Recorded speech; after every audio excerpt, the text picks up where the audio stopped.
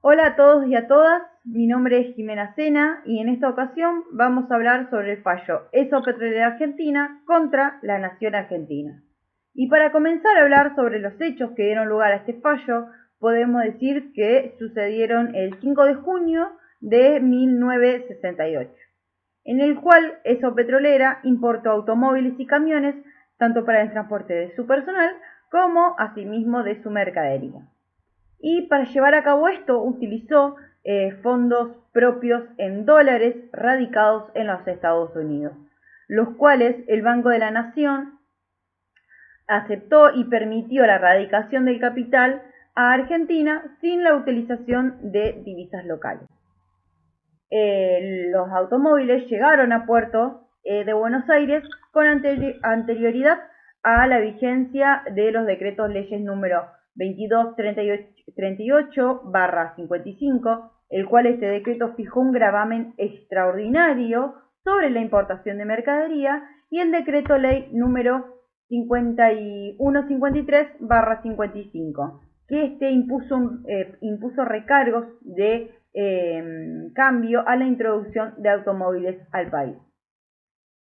No obstante esto, la aduana le exigió el pago a la actora de los gravámenes que fijaban estos decretos, lo cual se vio obligada a pagar para así obtener el despacho plaza de su mercadería.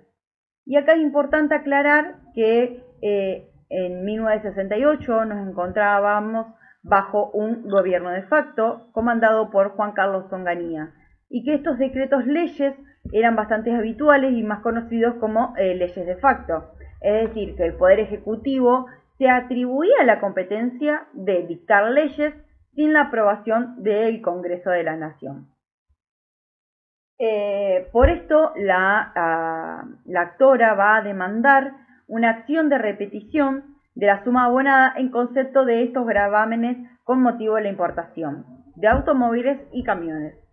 Además, va a sostener que su mercadería, su capital, llegó con anterioridad a la entrada de vigencia de los decretos, y que además estos decretos violan el Tratado de Comercio celebrado con los Estados Unidos por nuestro país y asimismo ratificado por la Ley 12.741. Y por todo esto va a alegar también la inconstitucionalidad en cuanto a la imposición de pagos. Buenas tardes, yo soy Guillermo Aquino. Yo voy a hablar sobre las normas relevantes de este fallo. En este caso vamos a comenzar con el recurso de apelación ordinaria. El recurso de apelación ordinaria lo interpone la parte actora y está basado en el Decreto Ley 1285/58. Específicamente lo pueden encontrar en el artículo 24, inciso 6, punto A. Dicho artículo establece que la Corte Suprema va a conocer, a través de un recurso de apelación ordinaria, las causas en que la nación sea parte y el valor a disputar sea mayor a 50.000 pesos argentinos. Por otro lado, este decreto ley sufre modificaciones en cuanto al monto de 50.000 pesos argentinos por la ley 15.271, que lo eleva a 1.000.000 de pesos argentinos. En este fallo, la parte actora demanda por dos decretos, uno de ellos decreto ley. El primero es el decreto 5.153/55, que establece recargos de cambio a mercaderías importadas que sean vehículos de pasajeros. Y el decreto ley 2238/55 establece gravámenes de despacho a plaza y recargos de cambio extraordinarios a mercaderías importadas. La parte actora se basa en la ley 12.741, que es un convenio de cooperación comercial con Estados Unidos. Este convenio establece un acuerdo entre la República Argentina y Estados Unidos en materia de derechos aduaneros y cargas subsidiarias. A grandes rasgos, este convenio establece que las mercaderías importadas entre ambos países no van a sufrir ningún tipo de impuesto. El artículo 6, inciso 2 de esta misma ley establece que no se van a aplicar aranceles o requisitos de manera retroactiva a mercaderías que ya fueron importadas antes de que se publique la norma. Es decir, la parte actora va a considerar la inconstitucionalidad por dos razones.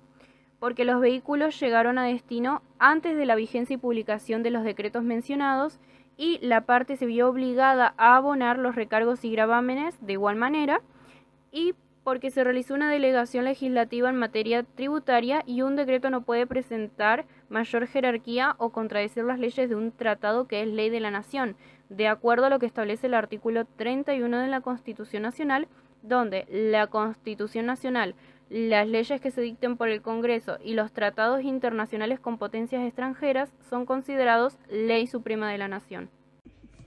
Buenas tardes, mi nombre es Nicolás Greco y yo voy a pasar a comentar un poco las cuestiones jurídicas y argumentos que nos parecieron más relevantes junto a mis compañeros.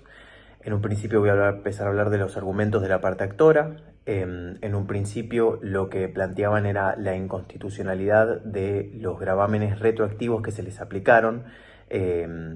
Indicaban que eran violatorios del tratado internacional que la Argentina celebró con Estados Unidos.